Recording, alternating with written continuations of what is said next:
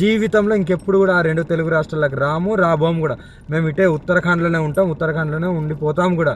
ఒకవేళ మమ్మల్ని విడదీయాలి అని చూసే వాళ్ళకి ఒక్కటే చెప్తున్నాము, మీకు మా ప్రాణాలు పోవడమే కావాలి అంటే ప్రజలకు కానీ ఎవరికైనా కానీ రాజకీయ వాళ్ళకి కానీ ఇప్పుడు కేసులు పెట్టిన వాళ్ళకి కానీ మా ప్రాణాలే కావాలి అంటే చెప్పండి, మేము ఇవ్వడానికి చేసుకోవడానికి సిద్ధంగా ఉన్నాము. 100% కాళీమాత మీద ఒట్టు ప్రాణదానం చేసుకోవడానికి కూడా ఉన్నాం.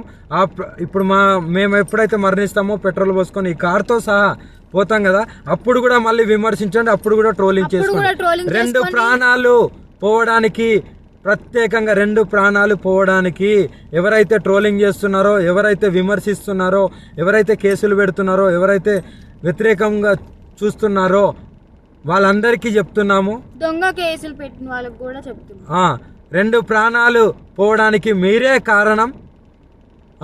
మీకు మా ప్రాణాలు పోతే మీకు ఆనందం అనిపిస్తుంది అంటే దానికి కూడా మేము సిద్ధంగా ఉన్నాము. త్వరలోనే ప్రాణాలు కూడా వదిలిపోతాం.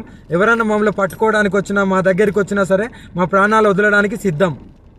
అలాగే అసత్య వాక్యాలు చేసే వాళ్ళకి కూడా చెప్తున్నాము, ఇది ఆపితే బాగుంటుంది, ట్రోలింగ్స్ కూడా ఆపితే బాగుంటుంది.